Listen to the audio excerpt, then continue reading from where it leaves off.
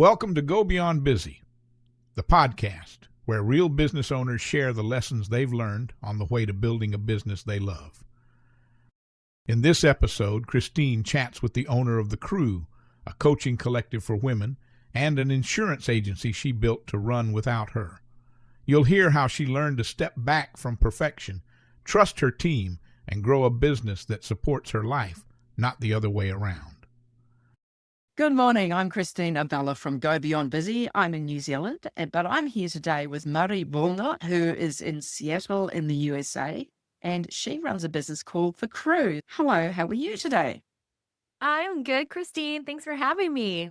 Very good. And so can you tell me what's something that you've learned about running a business that you wish you'd known earlier? Oh my gosh. I should back up and say I have two businesses. So the first business that I own is an insurance agency, and I've had that since 2008.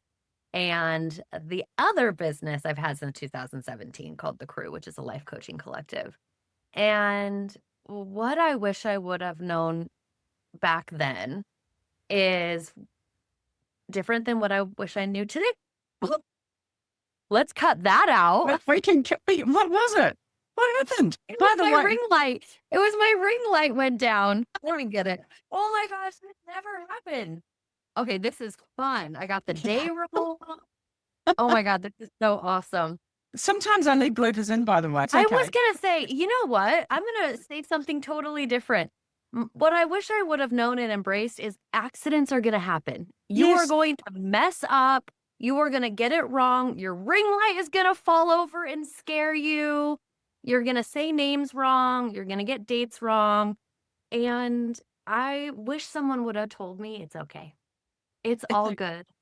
I think bringing humanity back to business, the real back to business, the authentic, the vulnerable, I think is beautiful right now, especially in this era of social media and Pinterest perfect, and everybody just is airbrushed and gorgeous. Just the reminder that it's messy, it's vulnerable and hard, and we're gonna get it wrong. So with The Crew, how do you help people to manage those sort of things? Yeah, Inside the Crew is a coaching collective for women.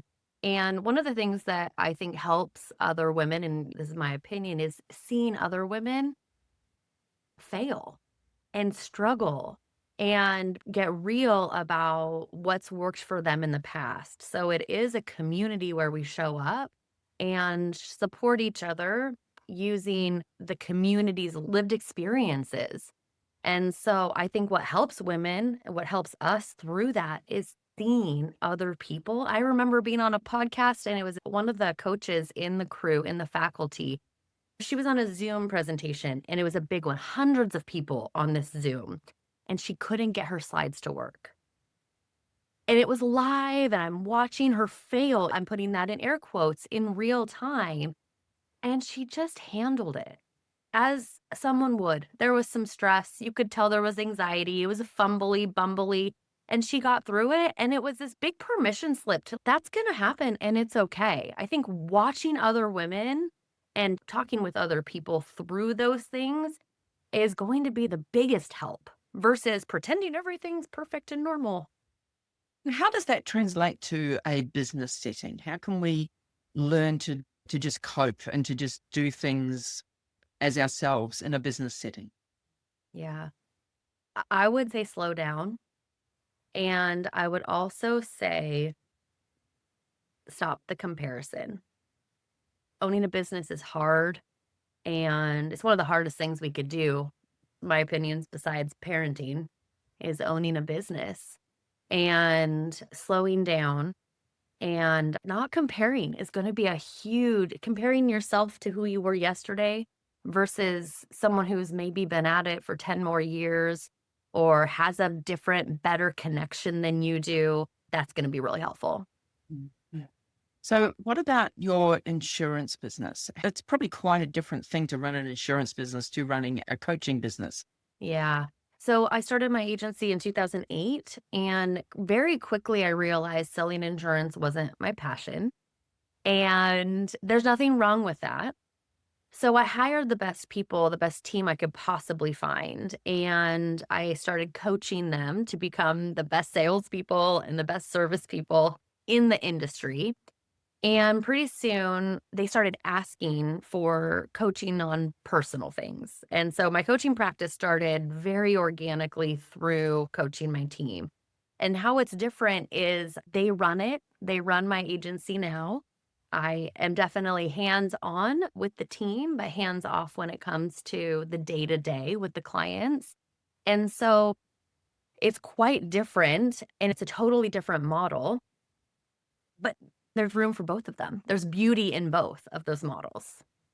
That's something that I try to teach my clients as a business consultant, to get to the point where you can have that hands off and go and do something else, which is your passion. Did you feel guilty about doing that? Did you feel stress about doing that? How did you feel about this idea of leaving them to their own? I think everybody wants autonomy, right? And so I don't think that my team appreciated it when I was helicopter and hands in everything, kind of mucking things up and showing my team that I completely trust them. Yeah, if a mistake is made, as we started, please, as I started with a big old mistake here, that will happen. And we will work through it. We will coach through it as long as they are coachable and willing to fix mistakes and errors. Then I completely trust that they're going to do a great job.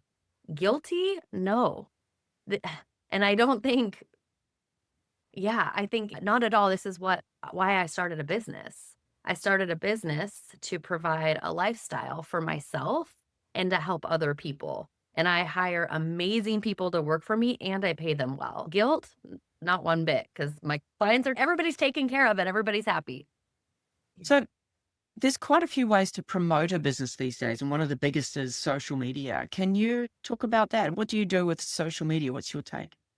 Yeah, this is a passion of mine right now because when I started my coaching practice in 2017, growing my business organically online through Facebook and Instagram was easy.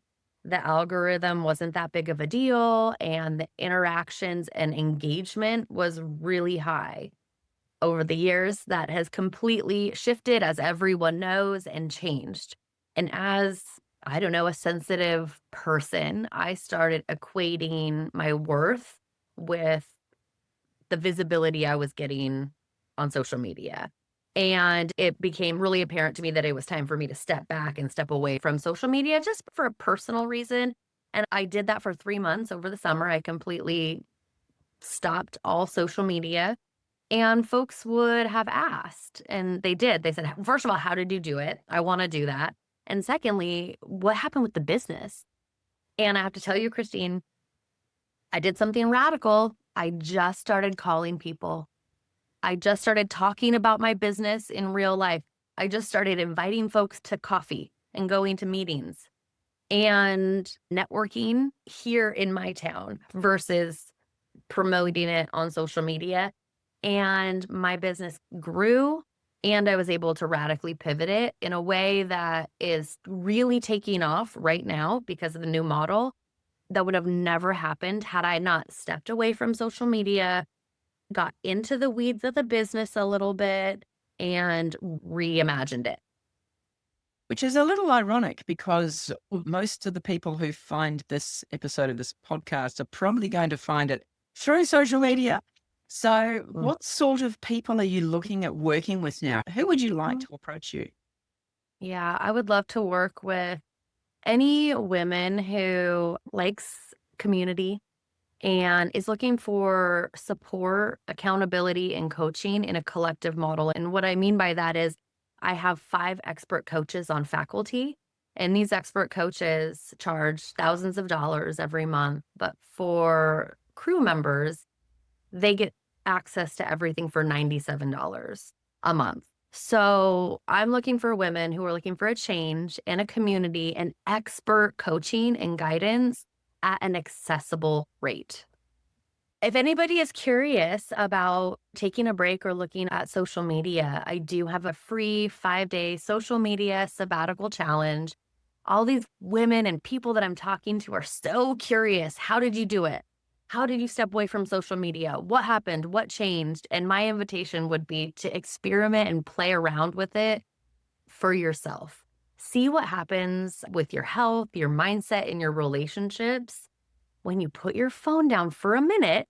You don't have to put it down forever. I'm not telling you to throw the baby out with the bathwater, but it's a great opportunity, especially right now we're on the holidays, to look at the relationship and ask questions, get curious. And honestly, when it comes to business, if you think you're too busy, if you don't have time, I can find you hours in your day by putting down social media and focusing on your life and your business. Very cool. So thank you very much for joining me today.